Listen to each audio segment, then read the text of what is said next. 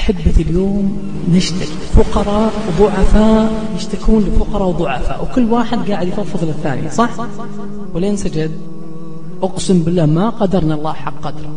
عندنا مشكلة مع السجود، وإذا كان عندك مشكلة في إطالة السجود عندك مشكلة في حياتك كلها. أحبتي ليش إذا شكينا للناس تلقى الواحد يطلع قلبه وهو يتكلم، لا شكل العزيز ساجد يرفع بسرعة، وحتى وهو ساجد بين يدي الله من قلة الأدب مع الله يفكر في الناس وين بيروح بعدها وين بيكلم وين بيشتكي له. والله جل جلاله يقول يا أيها الناس أنتم الفقراء إلى الله. خذ الآية يا أيها الذين آمنوا، يا أيها الذين آمنوا استعينوا بالصبر والصلاة إن الله مع الصابرين. مع الصابرين.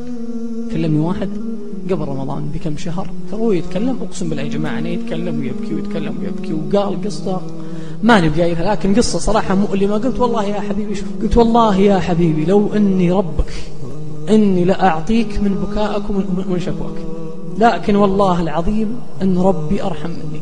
لكن تقدر تكفى حط تحتها مليون خطأ.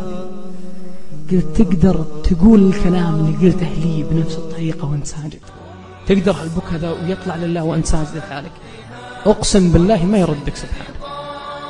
قلت يا أخي، قال طيب وش توصيني عليه؟ قلت أوصيك بشيء واحد، لا ترفع من سجودك وفي خاطرك شيء ما قلته الله سبحانه وتعالى. وسكر.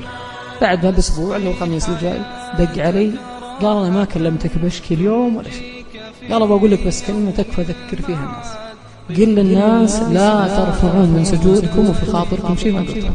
تنال السعادة والرشاد، تسقي حياتك راحة، تنجيك في يوم المعاد. قف للإله